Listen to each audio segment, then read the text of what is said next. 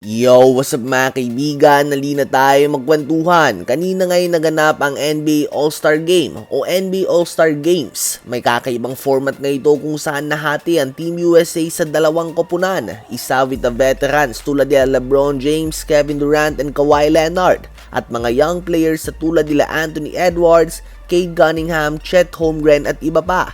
Sa Team World naman ay andun nga sila Victor Wembanyama at Karl Anthony Towns. Sadly ay hindi nga naglaro sila Steph Curry, Giannis Antetokounmpo at Shai Gilgeous-Alexander. Habang sila Luka Doncic at Nikola Jokic naman ay halos hindi din nga naglaro. Subalit malaking shoutout nga kay Victor Wembanyama, Anthony Edwards at Kawhi Leonard sa pagpapakita ng intensity sa game na ito. Pahayag nga ni Edwards ay nagset ng tone si Wemby at mahirap nga daw na hindi ito i-match. Habang si Kawhi naman ay lagi naman daw siya maglalaro with intensity. Sa pangunguna nilang tatlo ay naging watchable at entertaining ang NBA All-Star Games. Ang heat check moment nga ni Kawhi ay napakatindi mga kaibigan at talagang nakakamangha. Ganun pa man, madami pa din nga sa mga fans ang hiling na gawing simple lamang ang NBA All-Star Game. Ibalik lang nga daw ito sa normal na East versus West format. Ang gulo nga daw na ang daming teams. Hindi naman daw ang East versus West format ang problema bagkus ang intensity na binibigay ng mga players. Kaya naman kahit na ibalik nga daw ang East versus West format as long as same intensity ang ipapakita nila Wemby, Edwards at Kawhi Leonard, wala nga daw problema ito. Masyadong magulo nga daw ang pabago-bago ng format kaya naman dapat umano ibalik lamang ito sa nakasanayan noon na East versus West at i-make sure lang na magtotodo pa din ang mga players. Ano ba masasabi nyo tungkol dito?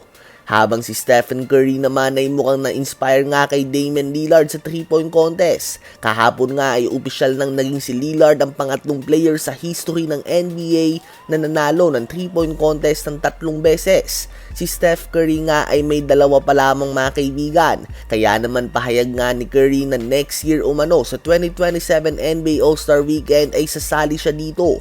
At susubukan niya nga daw na mapasali din sila Kevin Durant, Damian Lillard at Klay Thompson, ang mga OG 3-point shooters mga kaibigan.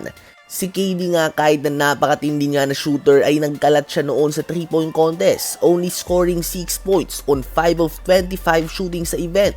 Obviously, hindi nga siya umabante sa next round. Ganun pa man, bata pa nga nito si KD. This was way back 2011. So most likely ay 22 years old pa lamang siya nito at malaki na ngang in-improve niya ngayon.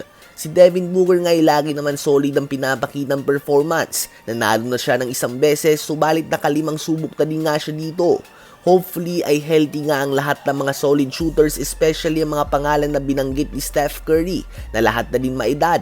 Sana nga ay healthy silang lahat upang makita natin ang mga OG na ito na mag-compete sa isang 3-point contest at least 1 beses pa bago sila tuluyan na mag-retire at iwanan ng sport ang basketball.